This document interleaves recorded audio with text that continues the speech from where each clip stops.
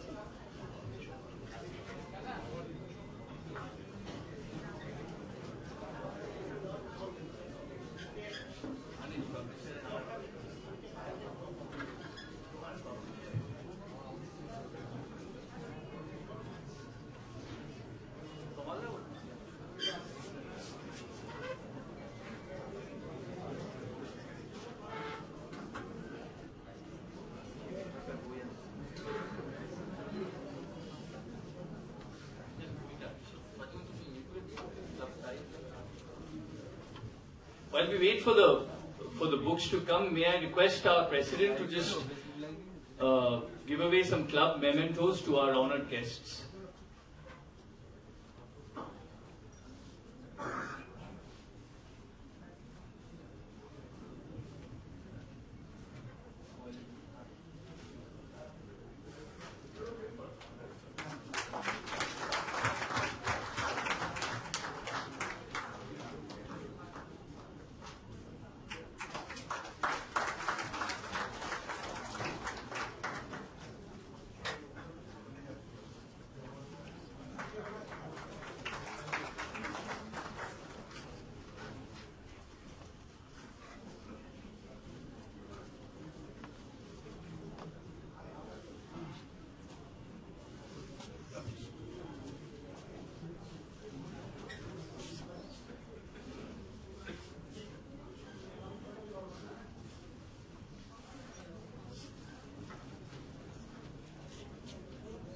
Yeah, they're formally holding up the books for all of us to see. Democracy 11 by Rajdeep Sardesai.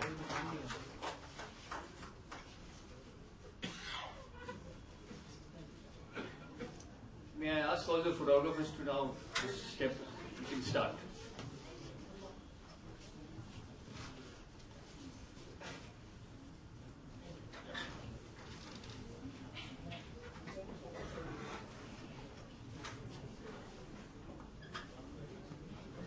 Good evening.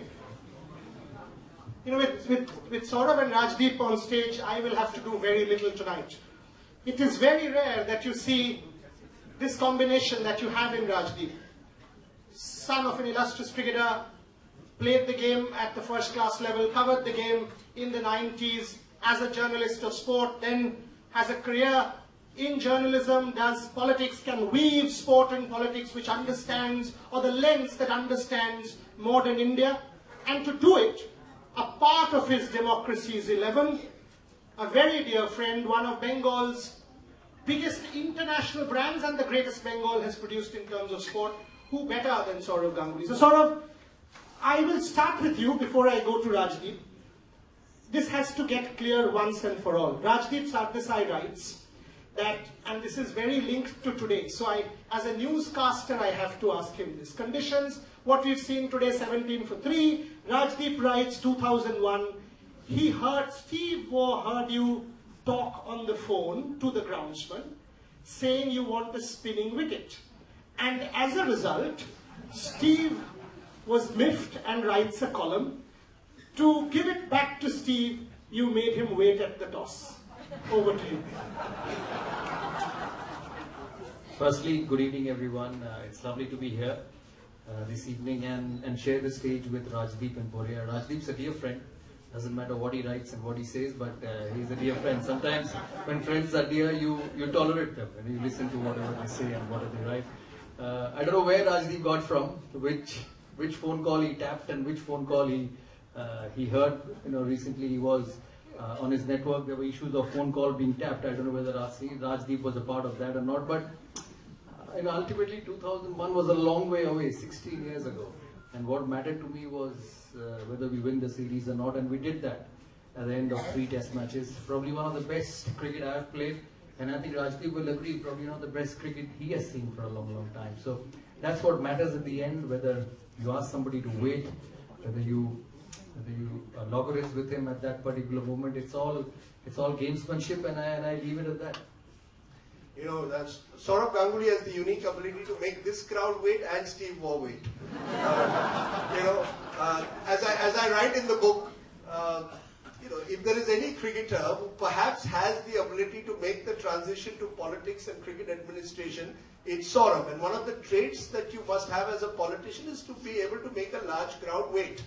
Because you've got to make sure that till the hall is full, you can't come in. You see,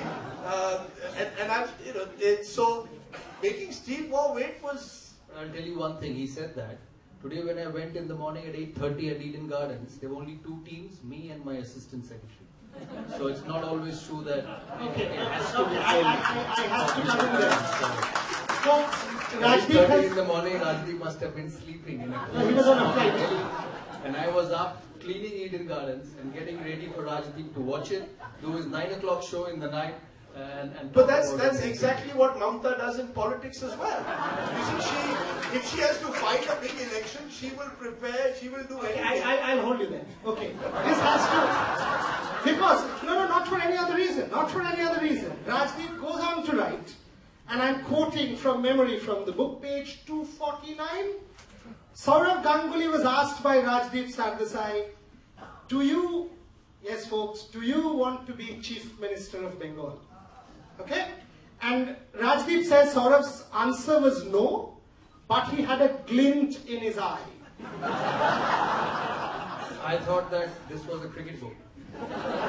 This was a cricket book we are launching, and probably Rajdeep's favorite captains, which are Dhoni, Dravid, Pataudi, Bedi, Kohli, Azharuddin, Sachin, myself, Gavaskar and Chappell. So I don't see a politician here, so I don't know why this question is. And secondly, Rajdeep, you just got scolded by the former President of India on TV. You remember that or not? Now I am younger to you, I am your friend, and I can't scold you, so... Look, I have a bad record. You still take such risks in life. And I saw that interview. Even the very well-behaved, quiet, aged Pranab Babu scolded you. So I have a bad record with Bengalis. I get scolded at home by my wife. I get scolded by Pranab Mukherjee. If you write things like Mishti Doi versus Shrika, you will get scolded every day in Bengal. As I start the Sourav chapter, it starts with my mother-in-law, who sort of, like many Bengalis, believed in the notion of Bengali exceptionalism and thought that the Bengalis, there was something special about them, except on the cricket field. I think she accepted for the longest time that sport, especially cricket, was dominated by Mumbai and the Maharashtra monopoly in a way. Till along comes Saurav Ganguly. So in a sense, the significance of Sourav, I mean, okay, we can jest about whether he'll be Chief Minister of Bengal, but there is no other cricketer, honestly, who is so identified with a particular region or state as Sourav is. So I think in that sense, he is an original Bengali folk hero. Now, this is a state where folk heroes can well tomorrow transition into politicians. The only other state where that happens is Tamil Nadu, and that happens with cinema stars there. But don't you think more than a Bengali folk hero, I mean, come to 2000 and you've written about it, the juncture when Sourav takes over captaincy, and what happened thereafter, I mean, I think does justice to the title, Democracy is 11, bringing Sehwag, Zahir, Harbhajan, all of these people, actual meritocracy happens in Indian cricket under him. So in that sense, isn't he not an Indian hero rather than being a Bengali hero? Of course he is, but I don't know whether the Bengalis will appreciate that. You see, outside Bengal, we see him as an Indian hero. Let's ask him. I think the Bengalis for the longest time wanted someone whom they could call their own, who could lead an Indian team, who would be part of this 11. So I agree with you entirely, he's an Indian hero. But the Bengalis saw him as one of their own in a way that no other state perhaps... We have appropriated you, both of us, Bengali, Indian. How do you see yourself? I just listen. I just listen, You can say whatever you want. Bengal hero, Indian hero. All what matters for me is those 100 test matches. That's what important. That's what I wanted to do in life. When my father first gave me a cricket bat, he said, "You go out and play," because he was the secretary of the Cricket Association of Bengal. And just like Rajdeep, I came from a family which loved the sport. Rajdeep's father was an outstanding cricketer for India, and if anybody would have told me that day that Sourav will go on to play 100 test matches, I said, you must be joking. That's what remains with me. It doesn't matter which hero I am, whether from India, whether it's Bangladesh, or whether it's India, but that's what's important, and that will remain with me. Question to you then. But actually what he does right, and I think he's absolutely spot on, is when you took over as captain, our overseas record, and the self-belief that, and he mentions this, that your number of wins, much more, 10, 11, whatever it is, that self-belief was done by you by bringing in a sort of meritocracy, which is what stands out in his book, Democracy's 11. Can you give us your thought process at that point in time? And I'll go to Rajdeep.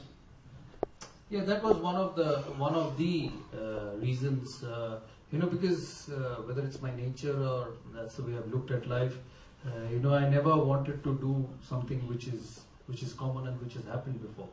The other day, my daughter, she's grown up now and she started to understand the game a bit.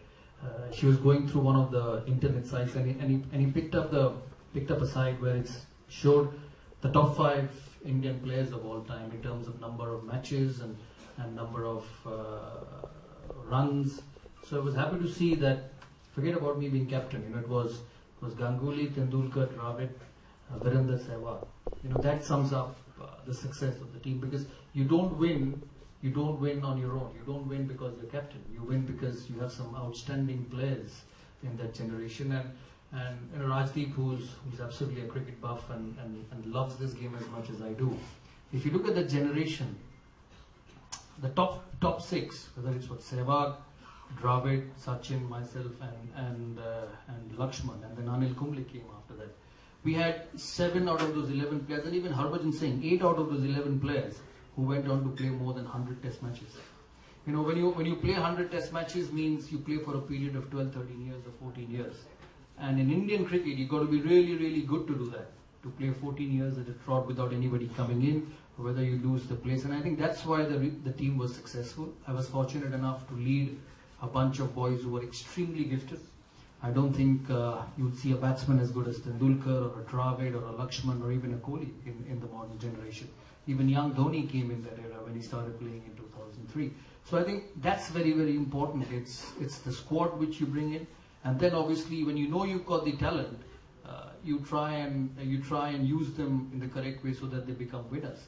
I've always believed that you can make 140 kilometers per hour fast bowler become a good bowler, but if you're bowling only at 120, however you might try, you will not be a great fast bowler. So the talent is important, and what you do with is obviously was my job, and I was kind enough, God was kind that He gave me the power to do it.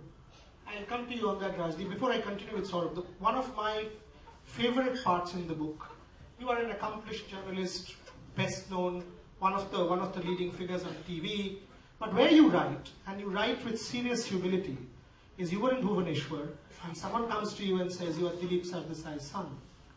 And for me, that makes the book. This book is also a product of the fact that you are Dilip Sardesai's son, and it's a tribute to your parents. Can you talk about your experience of 1971, the way you consumed it as a child, and if this is a tribute? No, look, as I say in the book, a politician's son can become a politician. A film star's son can become a film star. Abhishek Bachchan, Tushar Kapoor can become film stars because Jitendra and Amitabh Bachchan were film stars. A cricketer's son cannot become a cricketer to play for India unless he has talent. And I realized that, unfortunately, a little late in life. It took me years. And I mentioned the match. I'm bowled by Kadir for 2. And as I'm walking away from the crease, Salim Malik looks at me and says, "You come from India and you can't play spin." And I realized, that I was just not good enough. And I think that's what makes meritocracy. So it's a tribute in a sense, not so much to my father, but to the game.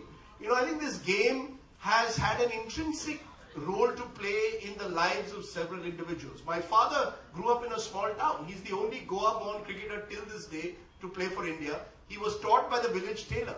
And he grew up in Portuguese-ruled Goa with no cricket pitch. He had never seen a grass wicket till the age of 16 when he goes to Bombay, taking a work permit.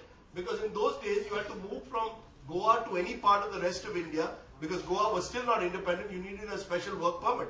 5 years later, he plays for India. Now, unfortunately, he had the talent. I didn't. And it's simple as that. So 1971, I think, becomes his moment in the sun. I think every cricketer has that 1 year or one moment which stands out. I mean, he goes there virtually as a last chance in his career and goes and scores 642 runs against the West Indies. We beat the West Indies, beat England, and somewhere in the memory of that CISF officer, I mean in Bhubaneswar, we are in 2007-8, he comes to me and says, would you like to sit in the VIP room? So I said, sure.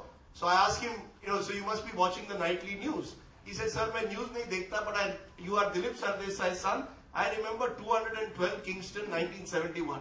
Now, if someone 36 years later remembers an innings, I think because there was something when people were growing up that you needed those 2 or 3 moments. I was 18 when we won the World Cup in '83. If you were 18 in 1971, you remember 1971 and remember it through radio commentary. Everyone that I asked, how do you remember 1971? Oh, through the night we would listen to the radio from the West Indies. And it's quite remarkable that an entire generation or 2 generations of Indian cricketers actually imbibed the radio to be inspired by the sport. This tailor would play the radio even in the 1940s to my father in Goa to tell him, this is how Merchant bats, this is how Hazare bats. And they would, through imagination, imagine how Merchant and Hazare must be batting. Today's generation is much luckier. They have television, computers, everything in their face. So I think for my father's generation, that 71 generation was basically a generation of an innocent, more innocent India. I asked Ajit Wadekar after the 71 win, the captain of the team, what happened? How did life change for you? He said, from deputy manager, I became assistant manager in State Bank. Now, that's not going to happen to any cricketer today. Today, you will get multi-crore contracts. You say that, Ajit Wadekar, just 30 seconds before I ask Saurav's move, that Rajdeep mentions about Dilip Sardesai. The day Ajit Wadekar was appointed captain, he had gone out with his wife Rekha and comes back home and he sees a crowd outside his house. And he says, what's happening? So someone says, one person has got a promotion, so there's a party. He said, oh good, we'll have dinner. And he goes in and asks, so who's the person who's got the promotion? He said, sir, you become captain of India. So that's how Ajit Wadekar got to know that he was captain of India. Just to put that story in context, Kingston 75 for 5. First ever time India gave the West Indies a follow-on 4-day match for 150 runs we were ahead by, and that changed Indian cricket forever. But sort of, your moment, the one that Rajdeep talks about, is it 2001? Is it that series? Is it England, Headingley? Is it Australia 2003-4, beating Pakistan in Pakistan? How do I, if I want to understand Saurav Ganguly's legacy moment, what is it and how do you look at it? It's very difficult to identify one series because every series has its importance. Beating Australia here was just remarkable. 1-0 down at the start of the first test and then come back and win 2-1, followed on at Eden Gardens and then win the series. So that was remarkable. But I have always said, and I keep saying that, and I just get a bit unpopular with a few people, that your real ability as a captain gets tested when you go away from India. And it's the same thing with me, whether it was for Dravid or Anil or MS or now Virat Kohli. You'll always be judged how you do well outside India because that's what real captaincy is all about. I think of all the wins, yes, Pakistan was good. Rajdeep Sardesai spoiled my dinner there as well. Can I tell them how you did it? No, of course you can. Yeah. This is a no-holds-barred conversation. Don't ask him. She is embarrassed. No, wasn't that where you came with those 2 Pakistani women to dinner and we found you? Whatever it is, Rajdeep, whichever way you want to sensationalize, I've got no problems with that. I must be having a lot of courage to sit on Food Street in Lahore with 2 Pakistani women and not get noticed. But whatever said and done, as I was going through my kebabs in that beautiful series in Pakistan, I managed to sneak out of the back door of the hotel because the security was unreal in that series. And I saw Rajdeep coming from far. I was sitting with my friends. The police did not know I had left because I was fed up of the guns and the bullets. And the moment I saw Rajdeep, I said, I hope he doesn't recognize me. And Rajdeep, with all the affection he had for me. He was always very close to me, Rajdeep, and I say that in a nice way because I've spent a lot of time with Rajdeep. And he recognizes me from far. He said, "What is the Indian captain doing on Food Street in Pakistan with friends?" And my dinner ended there. My dinner ended there. In a minute, I got a call from the intelligence, said, "You got to leave immediately." And luckily, I was captain, and we were beating Pakistan, and we beat Pakistan that series. Nobody scolded. I got a call from Musharraf next morning. He said, "Next time you do it and anything happens, it's going to be a war." Did you do that story? So Rajdeep loves spoiling my party. So Pakistan was special.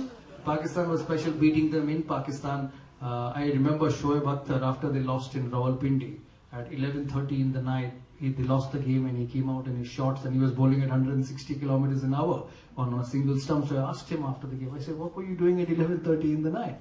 He said, "No, we lost the game. I wasn't bowling my Yorkers well, so I had to come back and bowl it well."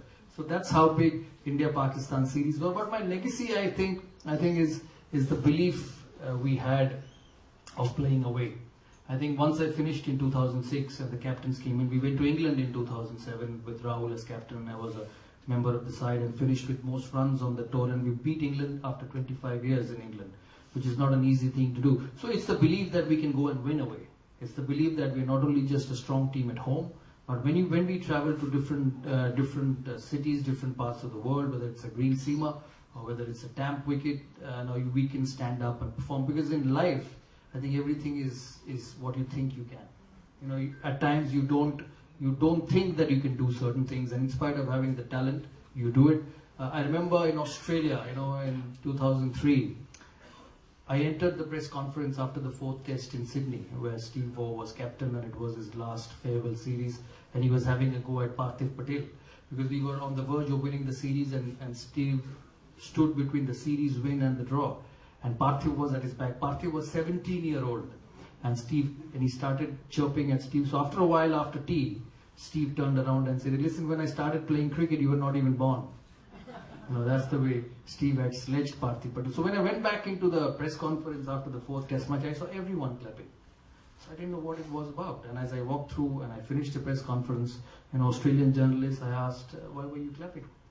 He said, "This is the only team in the last 20 years has come to Australia and dominated Australia and gone back with respect." So that what remains. You win some, you lose some. But what you leave behind for your country in terms of your impression, which I think is very, very important. And if you look at that, Poria, if you look at it in context, Sachin Tendulkar led an Indian team with many of these players. A few were added later in 1999, and we were, I think, lost 3-0. And then match fixing had just taken place. Now, against the backdrop of match fixing, I think Saurav Ganguly's greatest contribution must be to restore faith in Indian cricket. And I think that's a huge contribution that he's made to Indian cricket, because that's why, I call him such a significant player, even in the context of democracy's level. Because I think one of the things about cricket is that, it's intrinsically linked to our belief systems in all that's good about life. So when match fixing takes place, and suddenly you find these stars falling off the pedestal, I think a lot of Indians had lost faith in the game. They thought every match was fixed, that even the captain could be paid off. And then comes Saurav Ganguly, and I think restores faith in a team where even the great Sachin Tendulkar was struggling as captain. And I think we underestimate the importance of what he achieved. So I'm going to be equally nice to him and say, look, I think that is a huge legacy that he leaves behind, because after that self-belief that he talks about is there with every team. Not every captain is going to then also do what he did on the balcony of Lords, and that we won't go to that. We won't go, but at least did you see that picture, MS Dhoni, after winning that T20 World Cup? Did you see that bare body? Rajdeep's forgotten that. No, I write about it. And there is an interesting aside to that. MS Dhoni doing that actually endeared MS Dhoni as this, this sort of new macho, hero. When Sourav did it, people said, "Who's this Bengali buffoon doing the thing he's doing?" So all Bengalis here, we can't do anything. We can only wear kurtas and dhotis and walk around. Rajdeep writes about it again very, very nicely, and I'll put it to you. But you said two things there. One, commit to us that Pakistan story will be in the 2nd edition. Please ensure that it is. Then you spoil Saurav's dinner, and you're buying him dinner tonight to make up for that. Second, hold on. Second, you said we underestimate his legacy. In Bengal, we don't. The one person who can still bring traffic of this whole city to a standstill is Saurav Ganguly. So we don't underestimate him. But he compares you with Salman Khan. Bare-bodied Saurav Ganguly, six packs, no six packs, compared with Salman Khan. Appreciate it, not appreciate it. Appreciate it. No, it was Sourav who told me that if I had a six-pack, I would not be embarrassed about it today. Because he didn't have a six-pack, he was embarrassed about what he did. But significantly, more, I think that was a significant moment. I think we underestimate what Sourav did on the Lord's balcony. To my mind, for an Indian captain to have done what he did, in a sense, sent out a powerful message and to the English, because you compare it with 71. My father's generation used to tell me that when they grew up in the 1960s, they went to England awed almost by the idea of being at Lord's. India was a nation which was 20 years since independence. We still saw the British as the exemplar of all that was great and good, including in the world of cricket. So you went to Lord's, the home of cricket, and frankly, he believes a lot of Indian cricketers of that generation were beaten the moment they entered the ground, because they were intimidated by the idea of the big names of English cricket. Then by 2003 or 2002, to have an Indian captain on the Lord's balcony doing what Sourav did, I think sent out a very powerful message to the English. We shouldn't underestimate, the body language, if I may be allowed to use the word, of Sourav. I want to ask you, Sourav, this, but on a more philosophical, intellectual level, if I can. But if you go to Lord's, any of you, if you go to the Lord's Museum and check the register, this was year before last, 55% of the visitors annually are from India. Okay? That's a fact. Adam Chadwick, the curator of the museum, who's a dear friend, tells me at least 75% of the 55% come and ask, where did Saurav Ganguly open his shirt? Now, in terms of significance, forget the six-pack. I agree with Rajdeep. And forget my debut 100 at Lord's. No, I mean, that's also forgotten. Not at all. But in terms of challenging a world order, new globalized India, what does this India stand for? How do you look back at? I mean, I know you say I wouldn't have done it now, etc., etc. But frankly, we are all proud of that. That's a moment it'll be a moment of cricket history, like Usain Bolt winning 3 gold medals. I hope so, but there is the other side of it also. I realized after I was not captain anymore, a lot of people were worried whether they could manage me or not. So I had that problem also. So maybe I should have been a bit more on the docile side and probably played on my game and be a lot more acceptable, because every time Saurav Ganguly's name comes up, oh no, he's a little too powerful, a little too strong, so let's leave him aside. So I faced that part as well. If you look back now, what he said, what he's written, and what we discussed also for my own work, how do you look back at 2000? Actually, that West final. How do you look back? I think remarkable. We didn't drop a game in the entire tournament. And England, Sri Lanka were good then. They had some wonderful players, and we just dominated. A lot of that expression after the game was a sigh of relief as well, because before that in 3 finals we lost, and I was slowly getting fed up of getting to Tri-Nations and championship finals and losing.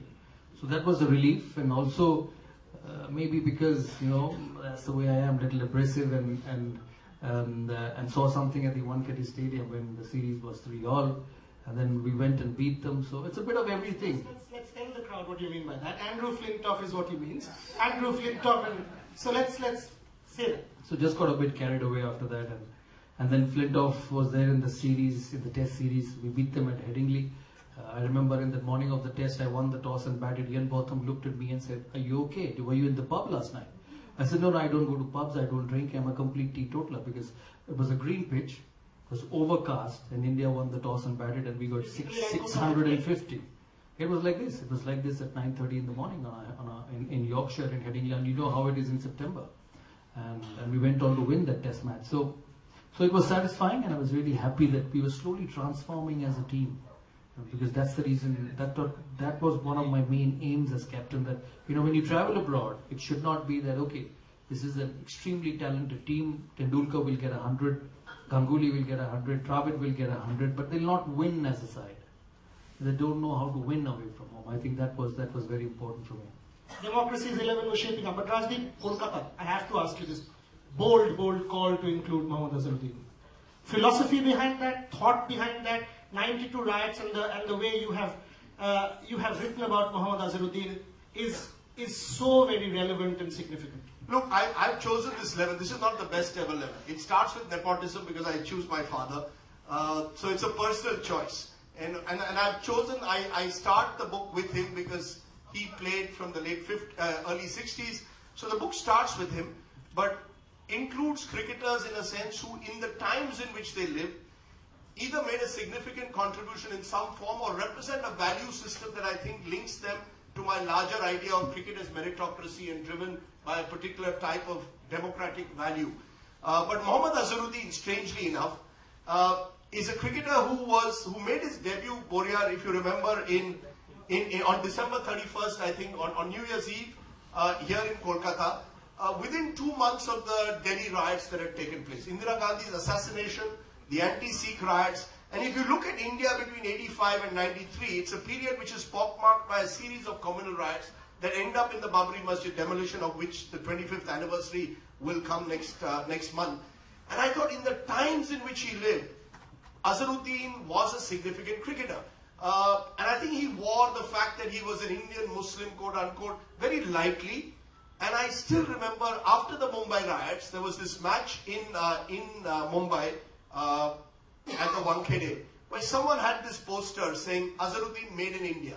And I thought it was significant to have, at the times in which he lived, this cricketer who carried himself with great dignity in that period. I felt he let me down with what happened in match fixing.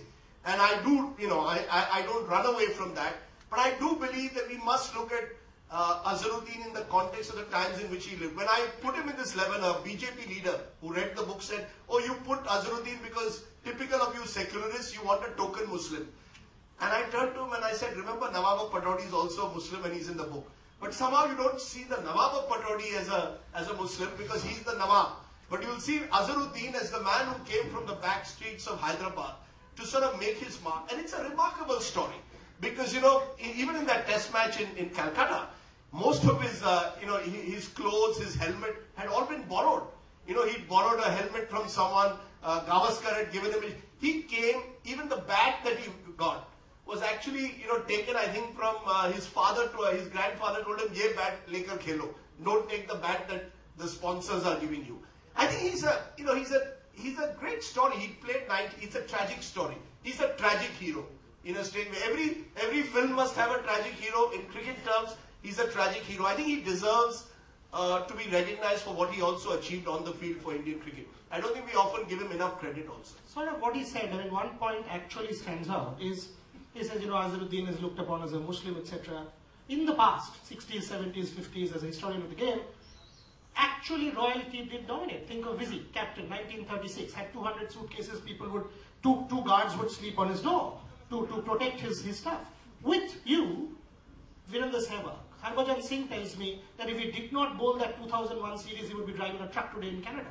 So that's how things change in India. That for me is democracy's 11. Did you ever think that this is the tradition I'm coming from, or this is what Indian cricket was, and I need to change this? Or for you it was 22 yards, you bat and ball? Well, I did nothing, to be honest. Nothing wrong in that period. It was, for me, it was 22 yards, bat and the ball. I had to get runs. I had to get runs to stay in the team. When I came in 96... You were also called Maharaj. I'm coming from that tradition because he writes about it. 92 when you got dropped. You've written that as well. Yes, he has. Yeah, no, because you were called Maharaj. I mean, I actually went on that tour. That was one of the tours that Times of India asked me to cover. And I remember, Sourav seemed to be this lonely little boy in the corner. They made him carry drinks. So he was a young boy, 18, 19. Arun Lal puts it well, who said maybe Sourav was very young at the time. He needed to mature. Now I don't know whether the stories are, and he denies them, that the stories of being of refusing to carry the drinks trolley and stuff like that. But I think he did come from a relatively privileged background. and then suddenly finds himself in a world surrounded by these veteran My players. question is truth, not truth, forget it. I mean, he writes both sides. He says you agree, I mean, you categorically deny. That's not what I'm asking. But did privilege or coming from an affluent background, knowing and speaking English well, did that go against you at that moment? No, absolutely not. It didn't go against me because obviously I got dropped in '92. I went on to the tour to Australia. I did carry drinks though, and all the 12th and 13th and 14th men were carrying drinks. The only thing was the drinks were pretty long because India would bat and get 150 and Australia would get 550. So you had to carry drinks a lot more during that period. So maybe they saw a few of them carrying drinks and thought that I probably wasn't carrying drinks. But at the end of the day, you still had to get runs, and you hear all sort of stories, you hear things being spoken about. But my debut test match, I got 100. Second test match in Nottingham, I got 100. My third test match in Delhi, I should have got 100. I got out for 70. So I didn't know whether my father had enough money, whether I didn't have any money, whether I was aristocratic, whether wherever I came from. You give me opportunity in 3 test matches, I scored 200. So that's what matters at the end of the day. And that's what you play the game for, that's what you get selected. And you look at Pataudi, he may be the Nawab, but with one eye, he's played about 40 odd test matches, because in those days 40 test matches was long. He's got 2,700 runs, almost average more than 40. With 2 eye, when you average more than 40, you're considered very, very good. And that man played the quickest of the bowlers without helmets, without the best of equipments, or the thigh pads and the gloves, and averages 40 in test cricket. So whether you're the Nawab, whether you're the rich man's son, or whatever, you still have to go and get some runs, because at the end of the day, that's what matters. I'll go for 5 more minutes before I think what changed in Sourav generation from the Nawab generation is that, and that's the significance, I think, of the real pull of democracy, that you've got a situation where in the 1960s and 70s, the cricketers come from the metropolises. Mumbai dominates. 6 of the 11 who played that 71 series were from Mumbai. By the time Saurav's team comes in, you've got more and more boys coming in from the small towns. And I think one of the things that, again, Sourav was able to successfully do was to encourage the Harbhajans and the Virender Sehwags, who in a sense came from backgrounds that could have easily intimidated them in a dressing room. And I think that, in a sense, was part of this revolution going on. Kapil Dev tells me an interesting story, how he insisted that Hindi become the language of the dressing room in the 80s.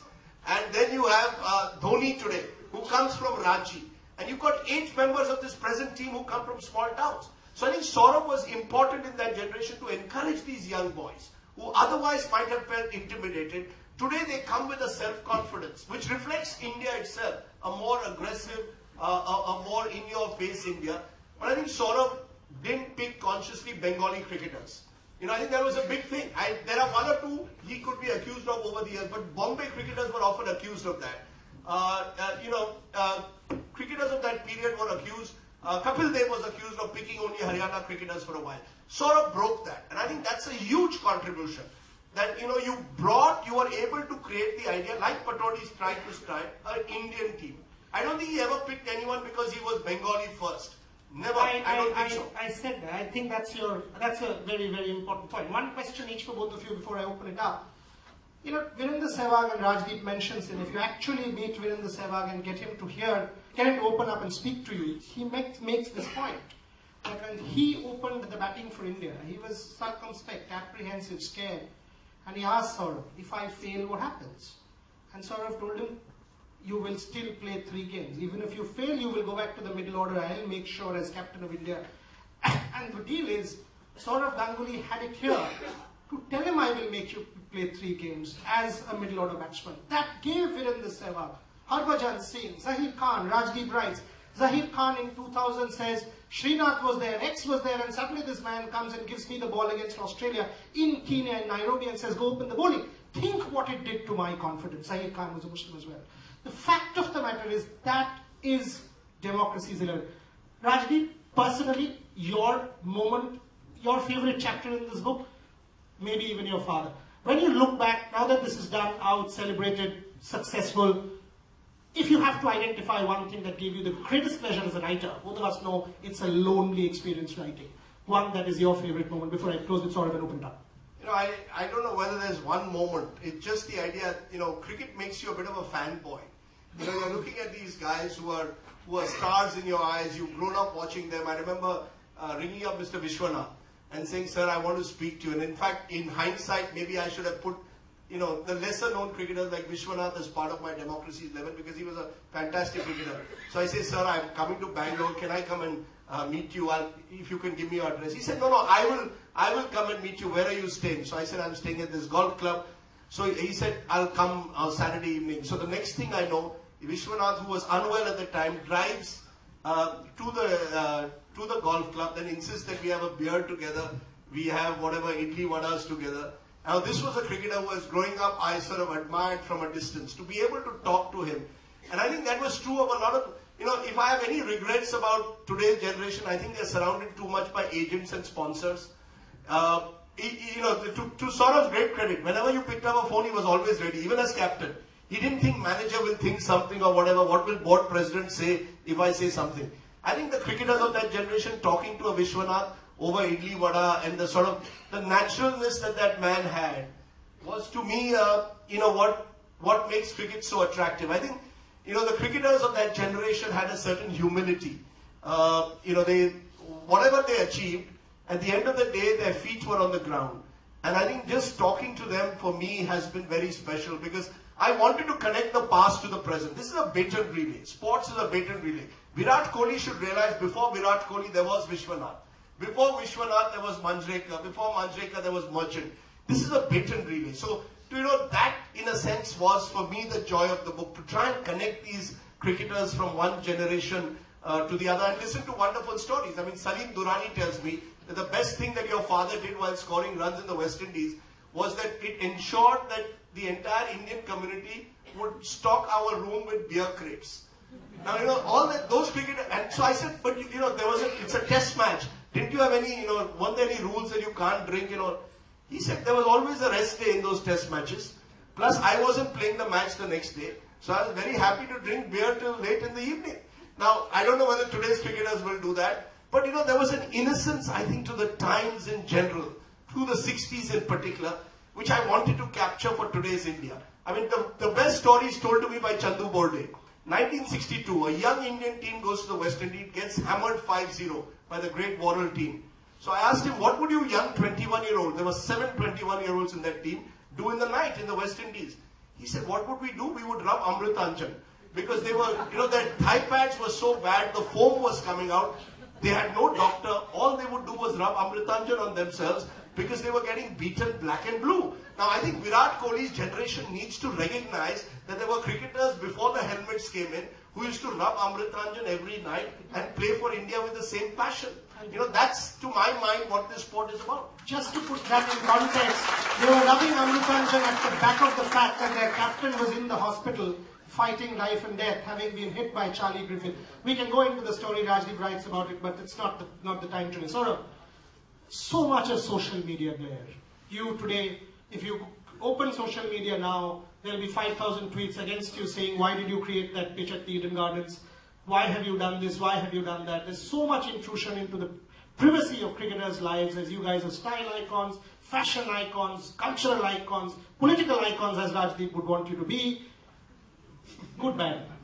I mean, do you ever feel the burden of being Saurav Ganguly?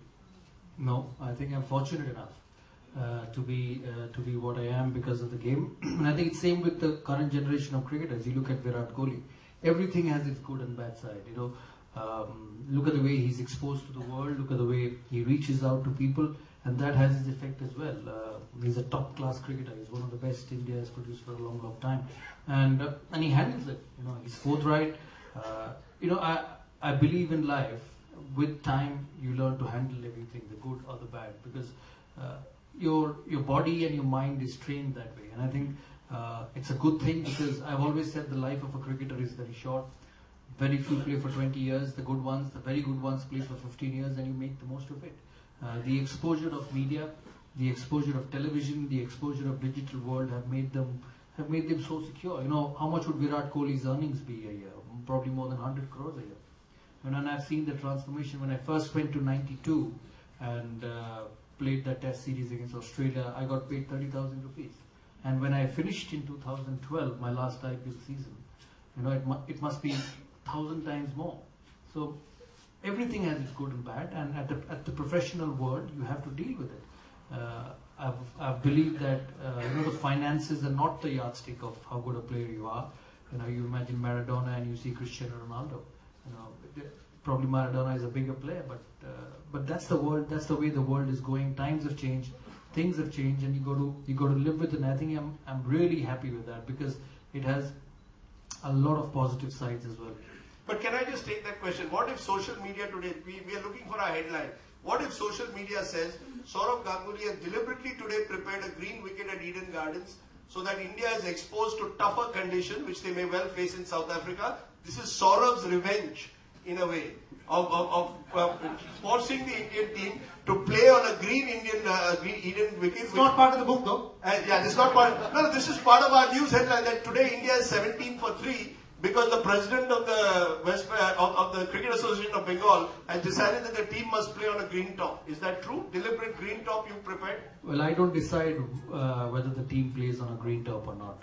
And if you deal with Virat Kohli, and I can't say everything in public because he's the captain of India. You know why it is like this, and I couldn't control the rain for the last 2 days, Rajdeep. With all the rain and the covers and the bit of grass on Eden Gardens, this is bound to happen. You played the game, you've seen it much more than a lot of us in this room have. You know when it's overcast, when it's dark, when it's windy, and there's been a lot of rain for 2 days, and it's been under covers. There will be a bit of sea movement. That's what the game has taught us for a long period of time. And before we finish, I can tell you one thing: India will win this Test match, even if they are 17 for 3. They will bowl equally well on this Test. I have to stop you there. Sourav said he can't control a lot of things. He's just controlled the result. Anyway, on that note, let's stop it here. I have one final Sourav story to tell you.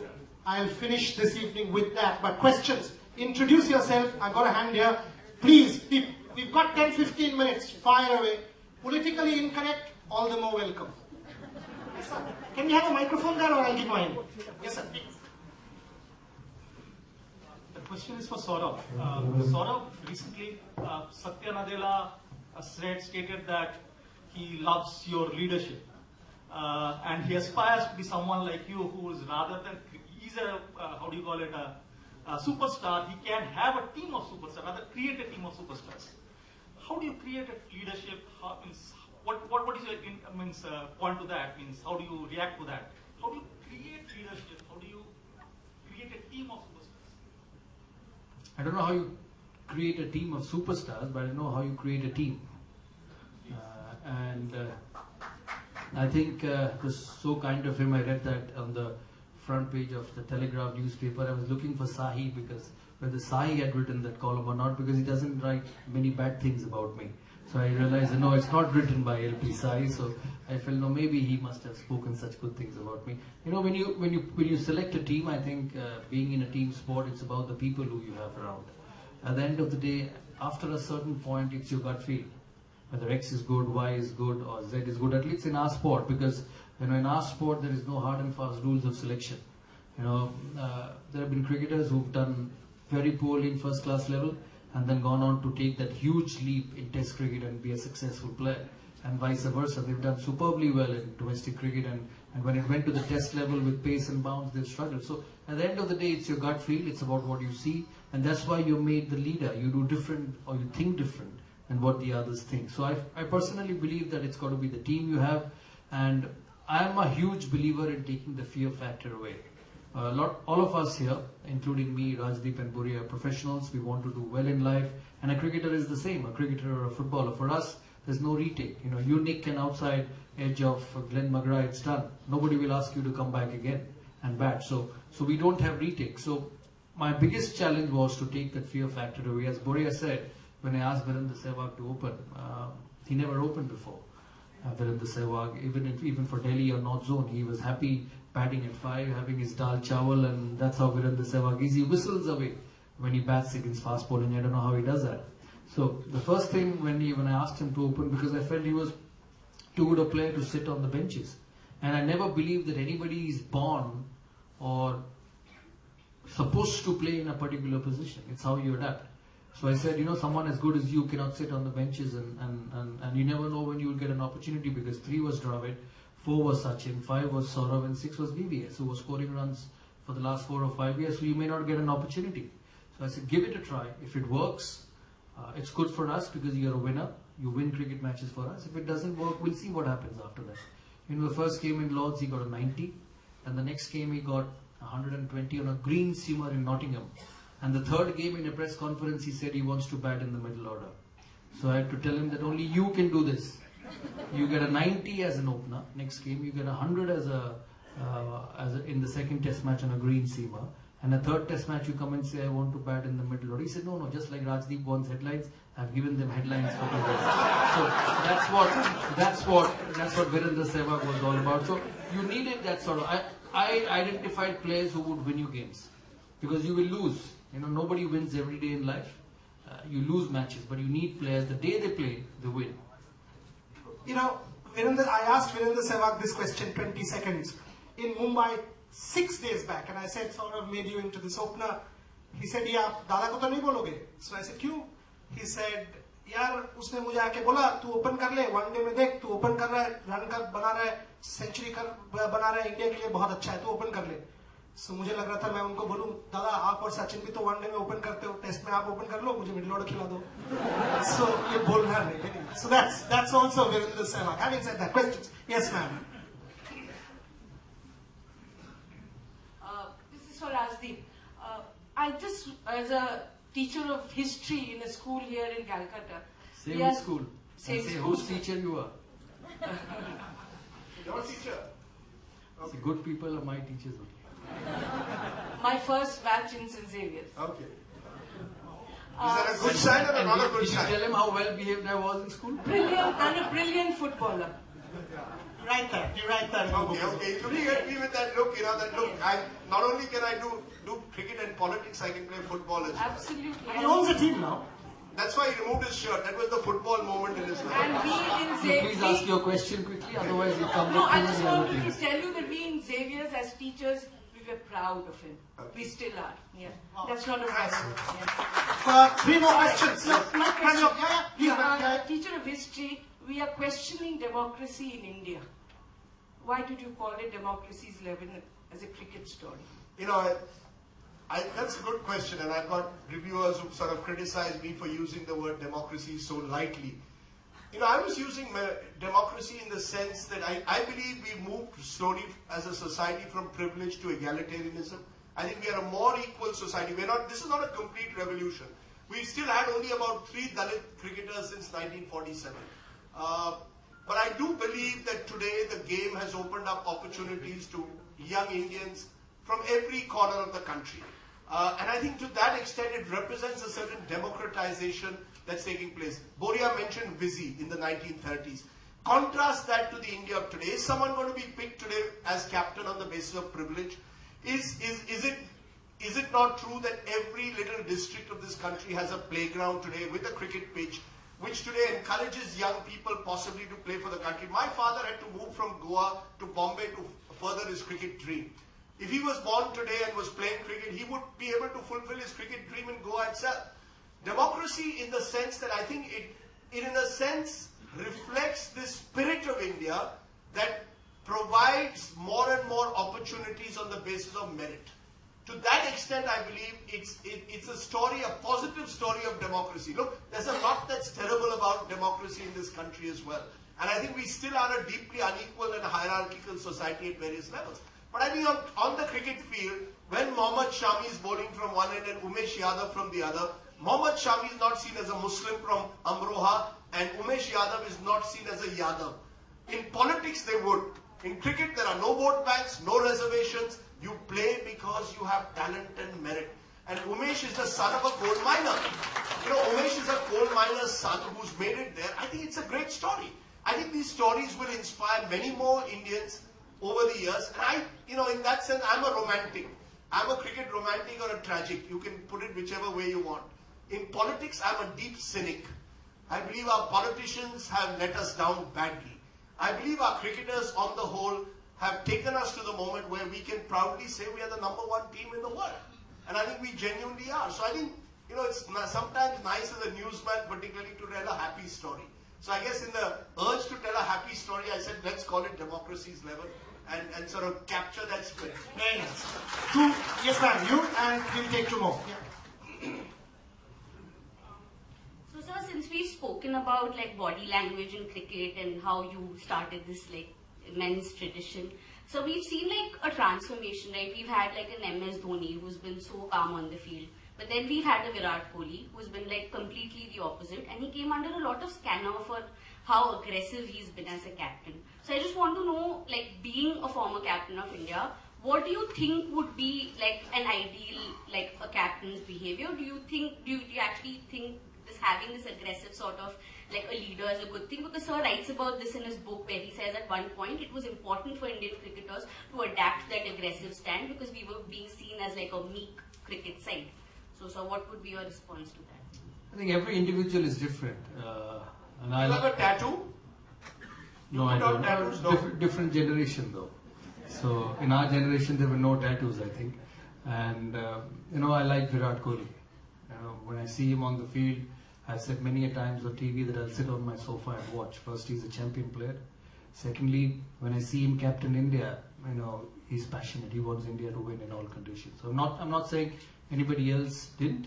They also did, but this man is special. So from that point of view, I think it varies from individual to individual. Everybody has his own style. And that's why it's important in life not to brand anyone or label anyone as a particular style or anything as a particular style. You have to allow an individual to blossom. When you think you're good, when you think that he will deliver for you, you have to give him that space to do well. You cannot make him claustrophobic. And there's no hard and fast rule, as I said, every captain is different. I had to be aggressive on the field, and I'm telling you, on the field, I'm the most docile person you'll ever meet. I never shout on anyone. My wife never feeds me. I still don't shout on her. Rajdeep keeps writing all sorts of nonsense about me, and I still say he's my best friend. So I'm that sort of a person off the field. But on the field, I realized that if Indian cricket had to play well, I had to get Sehwag ready at 9 in the morning, because Sehwag is that sort of a character. Every time he would wake up in the morning and feel lonely, he would ask for milk because his mother used to give him milk. So I had to transform him at 9:30. I remember we were chasing 325 at Lords, and I was really angry. There was another 3 final, another 300, and I thought we wouldn't win it. And I was walking down the Lord's balcony, Lord's staircase, going out to bat with Sehwag, and he was whistling away. And he was whistling. I said, what's going on? We've given 300 runs in 50 overs. We've lost the last 3 finals, and you're whistling away. He said, we'll win this. So different people are different. I'll tell you a story about Virendra Sehwag. We were batting in that game in Lords, and we were chasing 325. We had a terrific start. I played some good shots early on, and we were 50 in the first 5 overs chasing 325. And Ronnie Irani came to bowl. He's one of those slow medium bowlers. And everybody keeps talking about captaincy, how dominating I was on the team, and how everybody listened to me. You must listen to this story. So as Ronnie Irani came up to bowl, it was a lovely Saturday afternoon in England at Lords, and it was packed, not a seat empty. And I told Sehwag that, listen, we've got off to a good start. We are 50 in 5 overs. In the next 45 overs, we have to get 270. We'll get this. Because it's such a good wicket and it's a fast outfield. We'll win this game. So don't leave it at this. He said, no, don't worry. He said, I told him that, listen, if you keep getting 5, 6s and over, we'll win this. So don't do anything different. He said, no, captain, don't worry. So Ronnie Irani walks up, slow medium bowler. He pitches it up to Sehwag. The first ball, he smashes it over long on. For 1 bounce into the fence. I said, yeah, Viru, if it's pitched up, he will hit through the line. So I walked up to Viru and said, good shot. We've already got 4, we've got 5 deliveries to play. He said, yeah, don't worry.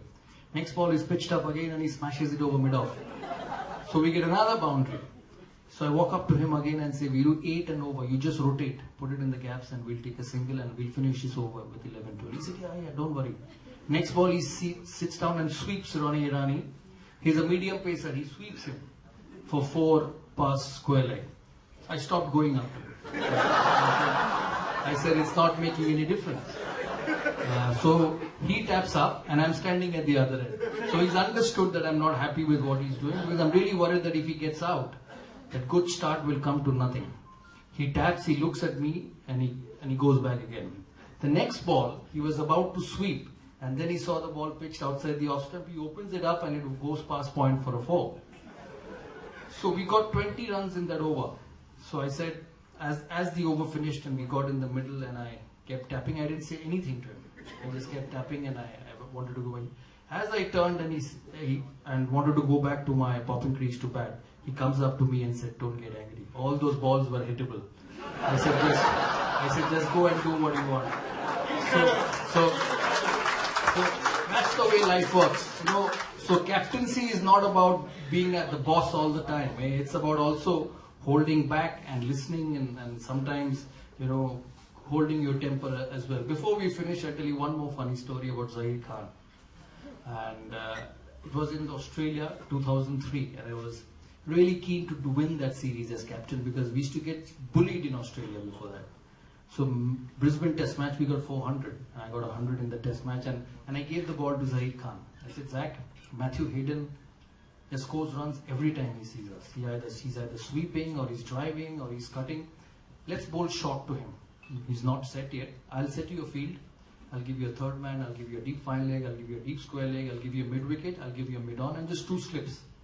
You just come and bounce." He said, yeah, we'll do that. So I come and stand at mid on and I take the sweater of Zahir and give it to the umpire. So Zahir runs up the first ball, he pitches it up and bowls a lovely outswing. So I come back and ask him, "You warmed up?" He said, "Yeah, I'm absolutely fine, I'm warmed up." Next ball he again runs up and bowls a lovely outswing pitched up.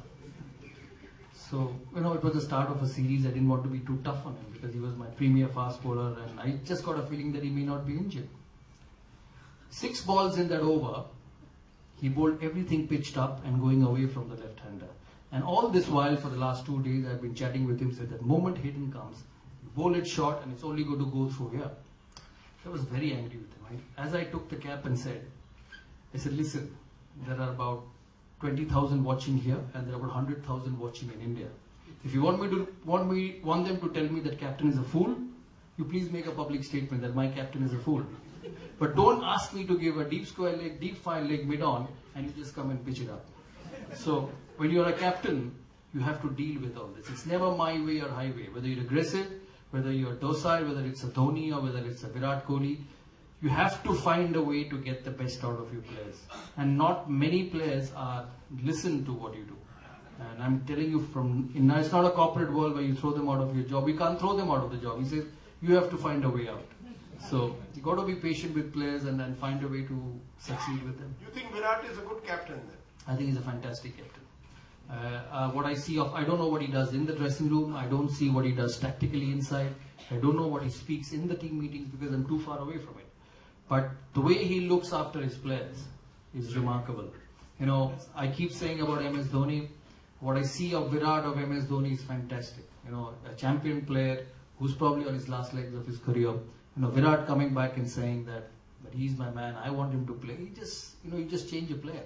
The first thing he said about Hardik Pandya was he's the new Ben Stokes of Indian cricket. I don't know whether he said it right or not because Hardik has taken a break after 3 test matches. So that's how you build players. That's how you make them believe, oh listen, the captain backs me and I'm going to give the best for him. So I find him a fantastic captain. Last question, sir.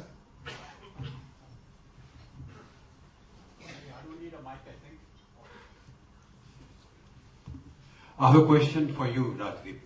I haven't read the book yet. I intend to. I was wondering whether in your book you have mentioned anything about the Greg Chappell issue.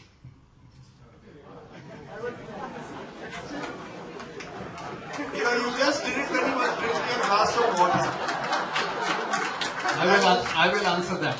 That's his next book. No, not at all. Not at all. It is very much. I mean, how can you do it? How can you write on Saurav Ganguly and not write on Greg Chappell? Exactly.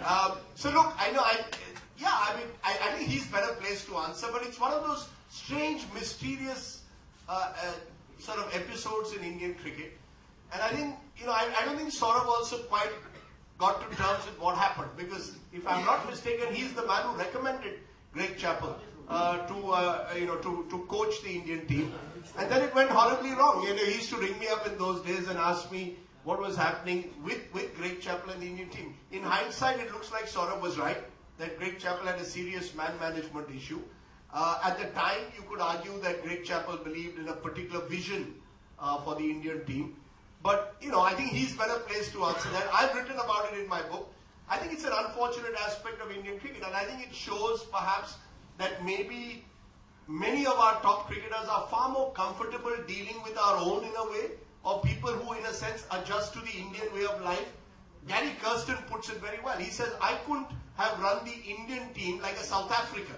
I had to in a sense adjust to the Indian way of life, where you give people more space, you allow people to in a sense explore the limits of their potential.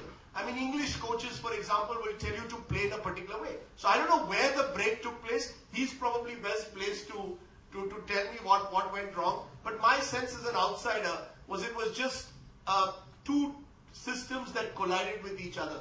The Indian way of life represented by Sourav and the Australian way of life represented by Greg Chappell. True? Some other day we'll talk about it.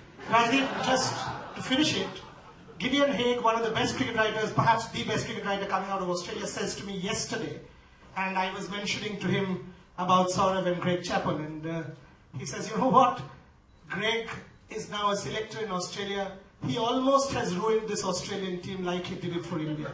So it's not about Australian way or Indian way, it's about Greg Chappell being Greg Chappell. My two final stories, or rather points, to close this evening. Rajdeep, democracy is 11, men's 11. Let's have you do, with Chiki and with Juggernaut, after what has happened on 23rd of July, a women's democracy is 11 as well. Great stories, Chulan Goswami, Chakta, to here, every morning, taking the train. We've seen what has happened. No, you can't blame Chiki for that. I was ready to write a chapter on women. Not a chapter. Well, she said it would be tokenism. So I said, okay. But I was more than, I'll tell you, I finished most of it in early July. And then the women do this remarkable feat. And I met Chulan and I've got her, she's a fantastic story. As great a story as a Dhoni or anyone else. But maybe I was overruled by the powerful Bengali woman, as I've been overruled for the last 20 years in my life. So populism rules. Chiki, are you giving him a contract to do a sequel, Women's Democracy is 11? We'll hold you to that. Final sort of story. This is not my story. This is Australian Captain Michael Clarke. I've asked Sourav this many a time, and all I've got is a smile. Michael tells me, and this is and I've quoted Michael in my forthcoming book. Michael says, 2004, whatever, Ricky Ponting, captain of Australia. Ricky Ponting comes back after a toss with Sourav. Sourav and tosses. And apparently, head down, sits in the dressing room for close to a minute. And the whole Australian team looking at him says, Captain, what has happened? And he says, you know what? He said, head tail. And the team says, what? He said, Saurav Ganguly actually said, head tail. He picked up the coin, gave it to me, and said, we'll bat. Truth or not, I don't know. But that is Saurav Ganguly. India's answer to Australia at that point, India's answer to England at that point, a Bengali folk hero, an Indian folk hero, my hero, our hero, and part of Democracy 11. Thank you, Rajdeep Sardesai. Thank you, Saurav Ganguly. Please, ladies and gentlemen, a standing ovation for both these gentlemen. Thank you very, very much for being a great audience. Request you all to wait for another 2-3 minutes. A few formalities to be done. I'll just first call Malavika on stage, and then we'll have Chiki. Quietly, Mala, before everybody goes, thank you so much for having me here.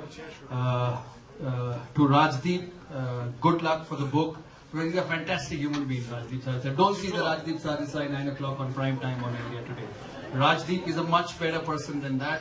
I'm sure you will enjoy reading Rajdeep, because he's a cricketer at heart. He may be a journalist, but he's a cricketer at heart. And congratulations to Chiki, Juggernaut. She's a very, very passionate owner of a production house, and I've been working with her, so I know how she is. It's been such a pleasure working with you. And take a break after all these books, because you have a family as well. Don't get pushed into Julon and Chakda and Chiki, so we'll wait for that. And before you all leave here, you must have heard this interview for an hour. I've done some good things in life also, except other than keeping Steve off, waiting for the toss and heads or tails. All those stories you will hear, don't take them too seriously. it's hard to do a vote of thanks after that vote of thanks, and I'll give Chicky the honors to do it. But before that, I'd like the club president to come and collect a copy signed by both Rajdeep as well as Sourav. And in the interim, I'd like to thank Sourav for his candor and his wit and also his honesty and all that he brings and makes Calcutta so proud of. Rajdeep, if there's ever a Media 11 that's written, you'll be the all-rounder because no one can do sports, politics and cinema as well as you do. And Boria, thanks for holding it all together. We have some guests sitting on the other side of the sports complex and watching this on a live feed, so thank you for being so accommodating. And finally, over to Chicky, thank you for having me at this event. See you all at other events in the Tata Steel Hall. Over to you. Very briefly, Manas already said a wonderful thank you. But thank you, Saurav. Thank you, Boria. Books are on sale. Buy lots and lots of copies. And Rajdeep will sign copies. And lastly, thank you, Calcutta Club, for so kindly hosting this. Thank you. Director Tina Nauna Berije.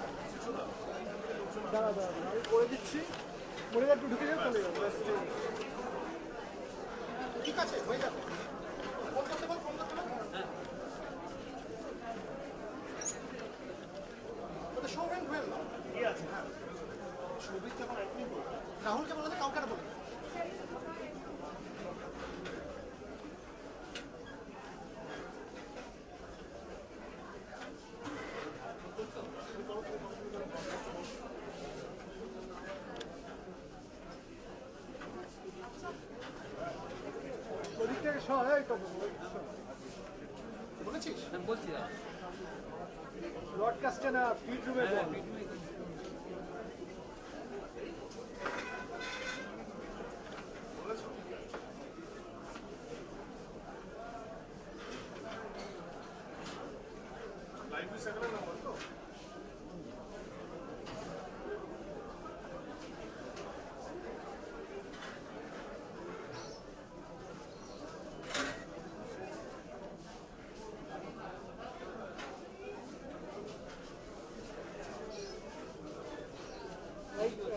को live 7 का number पे batch करना live हाँ 7 है क्या नहीं है पूछ लो 5 मिनट देरी है बोले দুটো গল্প না বলতে হয় মনে হয় বড়িয়াকে দেখছি বাবা ঘড়ি দেখছি ও যদি দুটো গল্প না বলতো না তাহলে মানে আমি টাইম করে নিয়েছিলাম ওই যে দুটো লাস্ট এসে গল্প করলো that is not it I think 34 হয়েছে আমার সময় জিজ্ঞেস করেন না কি করে Yeah, sure. I mean, just giving him a couple of minutes because I'm live. I'm told I'm live. क्यों नहीं ना की? No.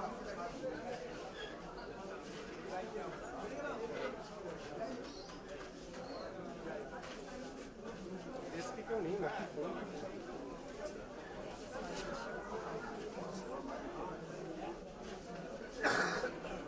हेलो इंद्र बोल रहा हूँ ये यू टेकिंग बोरिया live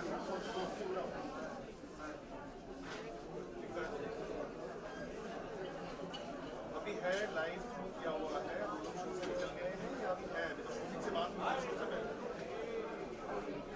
Rahul, our mic has been sitting for last 3 minutes. Do you need me? Should I walk? This 5V7 number ना नहीं चाहिए ना? ऑडियो पैच कराना है. Okay. Now, दौड़ कर. Over. मुझे मैनेज करूँगा. पहुँचा गया. Come. I don't know. It's like I stretched it for 5 minutes, but. Live tag ये पे. Get my good. This way? Yes. Live tag उठने को देखो. কি বলবো? আপনি ফোন করছেন. আমরা আজ অফিসে যাই. লাইভ অফিসে নামে বেরিয়ে যাবো. লাইভটাই বলো. কোনটা লক করা? লাইভ অফ করছি না. কল.